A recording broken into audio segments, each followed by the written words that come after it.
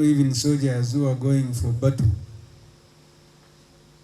even with the possibility of not returning, they go singing. So we are going to go through this with the morale.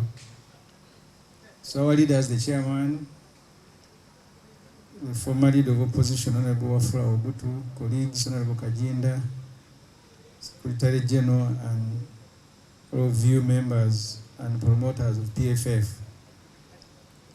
I salute you in the name of the Almighty God.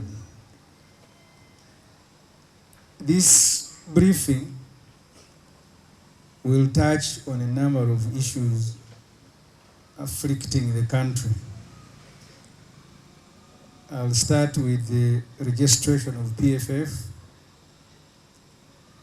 to notify all promoters on whose behalf this registration has been pursued that now the application to register your party has been gazetted.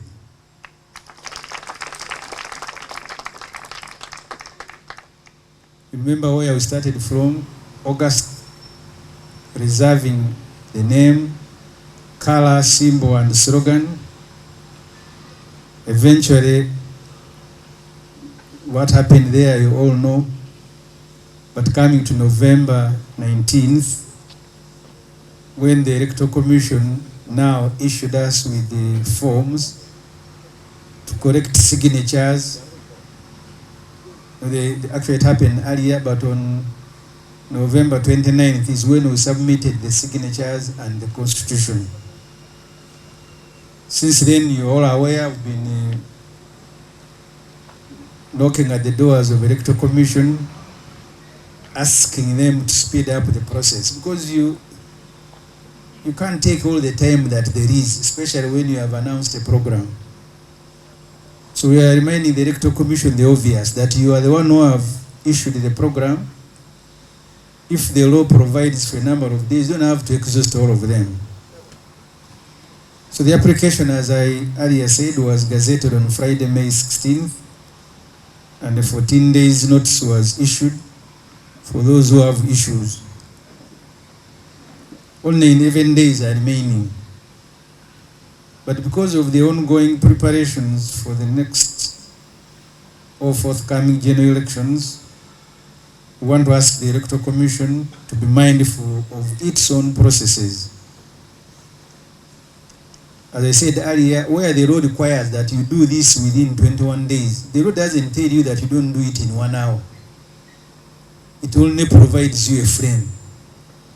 So people at the Electoral Commission should be mindful. If they tell you the application should be in Gazette and for people to register issues within 21 days, you can tell them to come. Suppose the law was made before communication in Uganda and the whole world improved. This Gazette has been discussed by the country and the world within the hours of its issuance. So the Electoral Commission should not spend more time. In fact, they should be inviting us to go and pick the certificate tomorrow. Because the law was made before social media, before this. Now you can invite people to discuss something, and within hours you receive a response. So you, Electoral Commission, do not waste any more time, because we are time bad. And to all of you, PFF promoters, members, and supporters, as we advised you on Monday last week, those of you who intend to participate in the next elections, Honorable Mike Kabazguruka and his election team are waiting for you to pick nomination forms. They will also be issuing and sending these nomination forms to our respective districts. As I said, because communication has improved, you don't have to walk from Chiriandongo to Kampala to pick the form. So they will be electronically sent to you. And then the guidelines, as he said, guidelines of processing these forms. The second point, Dr. Besigye tomorrow makes 6 months in prison. Tomorrow, 20th of May. Dr. Besigye, our leader and chief promoter, freedom fighter, was remanded by the Kangaroo Tribunal, calling itself a military court by then, to Luzira prison on November 20th. It will be exactly 6 months tomorrow, Tuesday, May 20th, since he was remanded. Under the Constitution, it is mandatory for suspects to benefit from what they call mandatory bail when they clock 6 months in prison. And because all of you are aware that Dr. Besigye has committed no crime, his crime is wanting Museveni to end his life presidency, they should release him unconditionally tomorrow morning.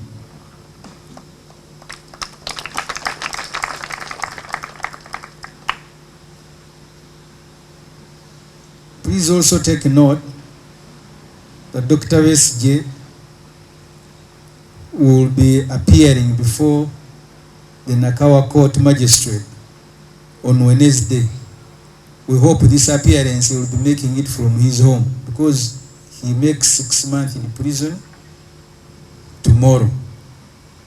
Our expectation is that the Constitution will be followed, Dr. Besigye will be free, but he will still need to report to Nakawa Court on 21st.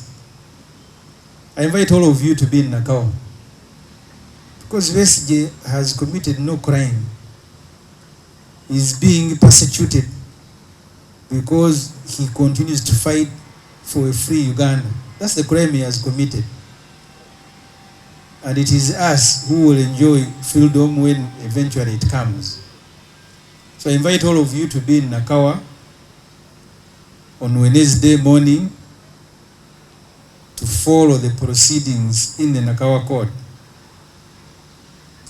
The Museveni Muhoozi junta always keeps reminding us that they are Tutsi, that they will harass everybody to know, those of you who didn't know that they are Tutsi. So to that Tutsi junta, you need to produce evidence. Can you imagine that for 6 months they have not produced even one paragraph of evidence against Besigye? Even one paragraph. All that they are saying, and I want you to follow, they filed an application before the magistrate in Nakawa to allow them access Dr. Besigye's phones to begin hunting for evidence. And then you ask them if they are sane, then why did you arrest him? The Nakawa court ruled in their favor that this application to access Dr. Besigye's phones will be had behind closed door. That they even afraid they can't hear their own matter in public, on whose behalf they claim they persecute Besigye. Our lawyers protested hearing this application behind closed doors and filed an appeal to the High Court. The High Court hasn't decided on this matter. So in Nakawa tomorrow, on Wednesday, Dr. Besigye will be there because he was remanded to prison, but also because Museveni is asking the court to help him find evidence. So we reiterate our demand that Dr. Besigye, Haji Obedi Lutale, and all those who have been arrested for no reason other than politics must be freed. Otherwise, the continuation of persecuting Ugandans will have its own ramifications if Museveni and his son don't know. The Honorable Martha Karua, leading the legal team of Dr. Besigye and Haji Obed, will be in the country. I don't know if they have already arrived. You know, it's increasingly becoming difficult to move in East Africa. You all saw what happened to Honorable Martha Karua in Tanzania, where another opposition leader, Tundu Lissu, is in prison for the same crime, contesting elections. As PFF, we condemn in strongest terms possible the detention and subsequent deportation of Honorable Martha Karua and her team. But since they have been deported, they have told us they will be in Uganda. Guys, you need to get up for them. You are supposed to be arriving, you're supposed to be leaving Tanzania for Uganda. Now they were deported to Kenya. But we still hope, and we are in communication with them, they will come here to lead. Because fighting for freedom knows no boundary.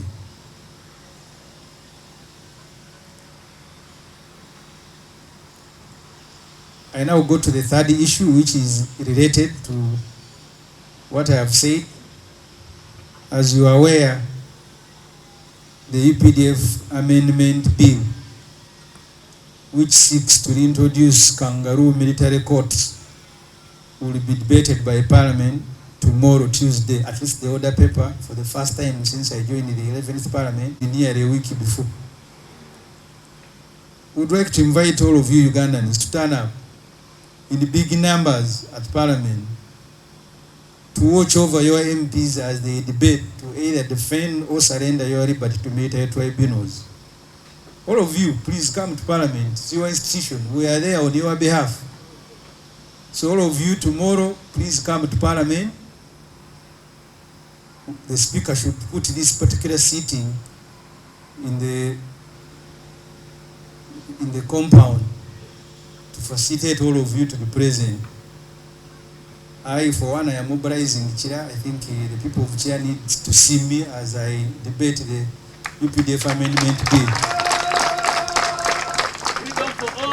All for freedom. PFF.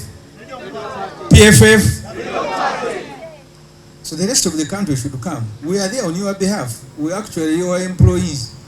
Please come and see us. We transact your business. All of you at Parliament.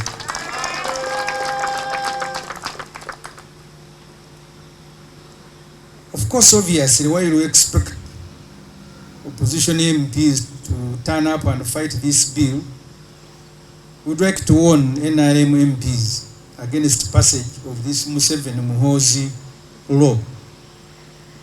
Passing it will be betrayal of the very oath that each MP took. The oath was to uphold and defend the Constitution. One by one, each MP took an oath.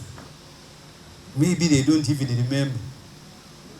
You know, NRM brought all sorts of people in Parliament, including those who have to constantly be reminded that you are in Parliament, yet they are MPs.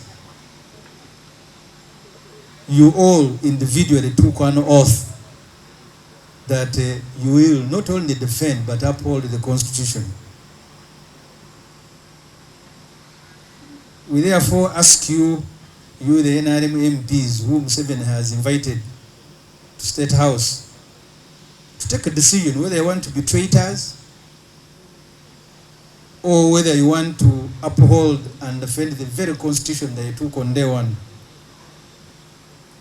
This also relates to the political parties and organizations amendment bill that is before Parliament. Will be notified. It will also be discussed and passed tomorrow. This particular law is being made to change the formula of facilitating political parties. You know, political parties, the framers of the law said these are public institutions. The public must therefore participate in building them, because we don't know in whose hands we will be tomorrow when this NRM finally has collapsed, and it will. You may wake up one day and you are in the hands of a party that is not prepared. So that's why the framers of the law said we must put aside a fund to build and prepare political parties. Now, the Museveni junta says, no, these parties are receiving money. Now we must put a condition. You can only receive money if you are cooperating with us. That's why they are changing the law. If you are not cooperating with them, even the public funding they want to stop.